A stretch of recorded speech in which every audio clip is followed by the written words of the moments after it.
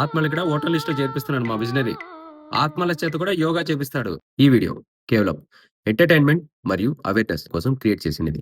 ఇది ఎవరిని ఉద్దేశించి చేసినది కాదు. మరీ ముఖ్యంగా ఏ రాజకీయ పార్టీని, 40 ఏళ్ల రాజకీయ అనుభవం ఉన్న ఏ రాజకీయ నాయకుడిని, పొత్తుల కోసమే రాజకీయ పార్టీ పెట్టుకున్న ఏ సినీ నటుడిని ఉద్దేశించి చేసినది కాదు. మీకు అలా అనిపిస్తే ఇది కేవలం యాదృచ్ఛికం.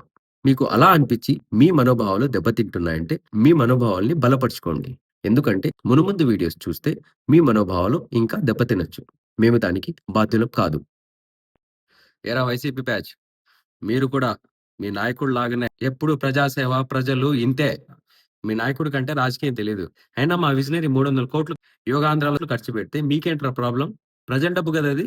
అన్నిటికీ మా విజనరీ మీకు సమాధానం చెప్పుకుంటూ ఉండాలా? యోగాంధ్రాలో చచ్చిపోయిన వాళ్ళకి సర్టిఫికెట్లు ఎందుకు ఇచ్చారు? యోగాంధ్ర లో పార్టిసిపేట్ చేసినట్లు మా అమ్మగారికి సర్టిఫికెట్ వచ్చింది. మా అమ్మ చనిపోయి 11 సంవత్సరాలు అవుతుంది. ఒక సాధారణ నాయకుడైతే ఆ రాష్ట్రంలో ఉన్న బ్రతికి ఉన్న ప్రజల గురించి పట్టించుకుంటాడ్రా. మా విజనరీ థాట్స్ ఎలా ఉంటాయి?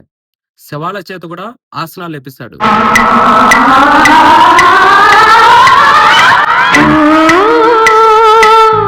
ఆయన మరణం దేనికిరా?